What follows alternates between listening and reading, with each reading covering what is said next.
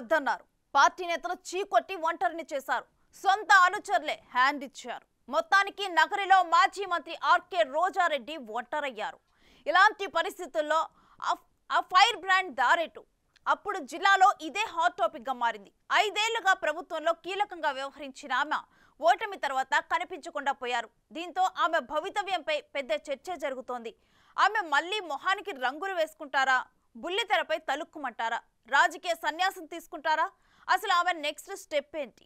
చిలక ఏ తోడు లేక ఎటువైపమ్మ ఒంటరి నడక. ఈ పాట రోజా నటించిన శుభలగ్నం సినిమాలో ఉంది.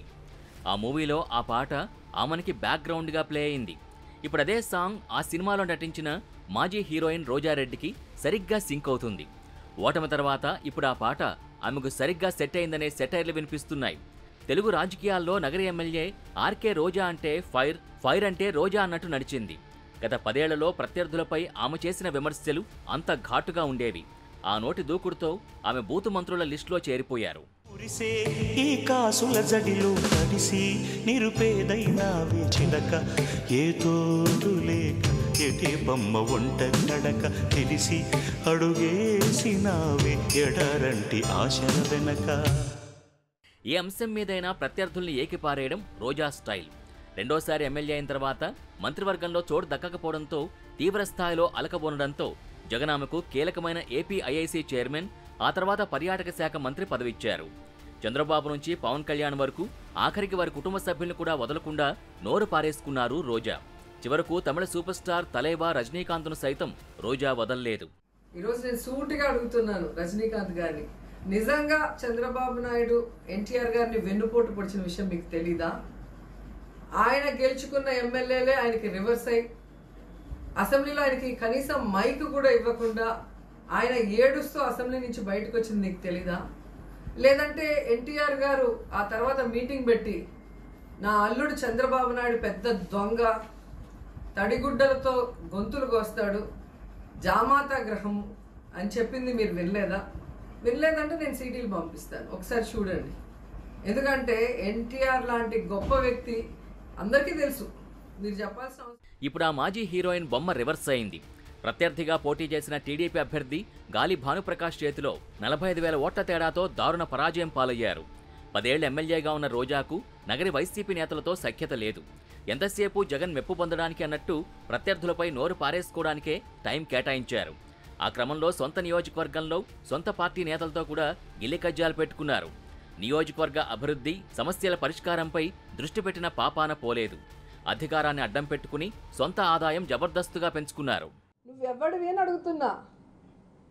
ప్రతిపక్ష నాయకులు ప్రజల్లోకి వెళ్ళకూడదా, మీరు సహించలేరా అంటాడు. నువ్వు ప్రతిపక్ష నాయకుడా? నువ్వు చంద్రబాబు నాయుడు పనికి మాలిన పార్టీలుగా ఉన్న అధ్యక్షులు. జగన్మోహన్ రెడ్డి గారు ఒక్కసారి కళ్ళు గట్టిగా తెరిచి చూస్తే ప్రతిపక్ష హోదా చంద్రబాబు నాయుడుకు ఉండదు. అలాంటి పనులు జగన్మోహన్ రెడ్డి గారు చేయడు కాబట్టే చంద్రబాబు నాయుడిని మీరు ప్రతిపక్ష నాయకుడు అని ఇంకా పిలుచుకుంటున్నారు. నీకు నువ్వే ఎమ్మెల్యే కాలేదు, నీ పార్టీలో ఒకడు కూడా లేడు, నువ్వేం ప్రతిపక్ష నాయకుడు అని నీకు నువ్వే చెప్పుకుంటున్నావో నాకైతే అర్థం కావట్లేదు. టీడీపీ నేత గాలి భానుప్రకాష్ ఆమెపై వ్యతిరేకతను చక్కగా క్యాష్ చేసుకుని ఎన్నికల్లో చావు దెబ్బ కొట్టారు. అధికారంలో ఉన్నామనే ధీమాతో సొంత పార్టీ నేతలపై కక్షగట్టినట్టు వ్యవహరించడంతో ఆ పార్టీ కీలక నేతలే ఆమెకు వ్యతిరేకంగా పనిచేశారు. ఇదే సమయంలో అసంతృప్త నేతలందరినీ తమ గేమ్ ప్లాన్లో భాగంగా ఎన్నికల ముందు టీడీపీలో చేర్చుకుని రోజా ఓటమిని ఎన్నికల ముందే కన్ఫర్మ్ చేశారు భానుప్రకాష్. ఆ క్రమంలో పోలింగ్ తర్వాత మీడియా ముందుకొచ్చిన రోజా సొంత పార్టీ వారే వెన్నుపోటు పొడిచారని బేలముఖం పెట్టాల్సి వచ్చింది. 2014-19లో స్వల్ప ఓట్లతో గెలిచిన రోజాకు ఈసారి మాస్టర్ స్ట్రోక్ ఇస్తూ నగర చరిత్రలో లేని విధంగా భారీ మెజార్టీతో గెలుపొందారు భానుప్రకాష్. ఇటు ప్రజలు నో చెప్పడం, పార్టీ నేతలు చీకొట్టి వెళ్లిపోవడంతో ఇప్పుడు పార్టీలో ఉన్న కేజీ శాంతి లాంటి నేతలు నగరికి పట్టిన శని వదిలిపోయిందని, ఇక సినిమాలకు కూడా ఐరన్ లెగ్ పనికిరారని ధ్వజమెత్తుతున్నారు. మాజీ మంత్రి పెద్దిరెడ్డి రామచంద్రారెడ్డితో రోజాకు విభేదాలున్నాయి. ఆయన వర్గం కూడా నగరిలో రోజాకు సహకరించలేదు.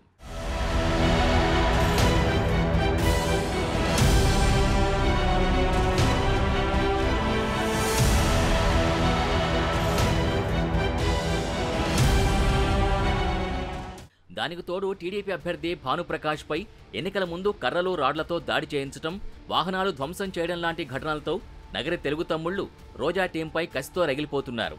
ఎన్నికల ఫలితాల తర్వాత రోజా ఆమె అన్నదమ్ములు చేసిన అక్రమాలు, భూ కబ్జాలు, దౌర్జన్యాలు, అన్యాయాలు, దోచుకున్న కోట్లాది రూపాయలపై విచారణ జరిపిస్తామని భానుప్రకాష్ ప్రకటించడం రోజా అనుచరుల్లో గుబులు రేపుతోందట.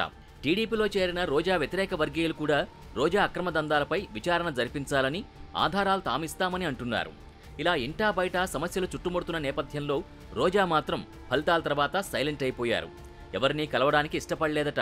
జిల్లాలోనూ, నియోజకవర్గంలోనూ, రాజకీయంగా పార్టీలో సైతం ఒంటరవడంతో ఆమె భవిష్యత్తుపై రకరకాల ఊహాగానాలు చెలరేగుతున్నాయి.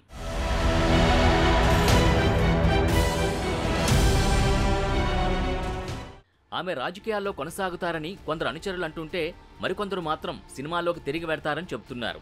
సినిమాల్లో కంటే టీవీ షోలతో ఎక్కువ పాపులర్ అయిన రోజా తిరిగి బుల్లితెరనే నమ్ముకుని కాలం గడిపేస్తారన్న ప్రచారం కూడా జరుగుతోంది. మంత్రిగా తెగ వెనకేసుకున్న ఆమె చెన్నై, హైదరాబాద్ లేదా బెంగళూరులో సెటిల్ అవుతారన్న టాక్ మరోవైపు నడుస్తోంది. భర్త సెల్వమణి తమిళ మాజీ డైరెక్టర్ అవడంతో సంపాదించుకున్న సొమ్ముతో చెన్నై వెళ్లి సినిమాలు తీసుకుంటారన్న ఊహాగానాలు సైతం వినిపిస్తున్నాయి. మొత్తానికి 5 ఏళ్లుగా ప్రత్యర్థి నేతల్ని వాటాడుకున్న రోజా సీన్ ఒక్క ఓటమితో పూర్తిగా రివర్స్ అయింది. నగరిలో ఆమె తిరిగే పరిస్థితి కనిపించడం లేదు. అక్కడున్న ఆమె పేడి గ్యాంగ్ కూడా అదే భయంతో తమ దారి తాము చూసుకుంటున్నారట. పాలిటిక్స్లో బ్యాడ్ టైం స్టార్ట్ అయితే అలాగే ఉంటుంది మరి.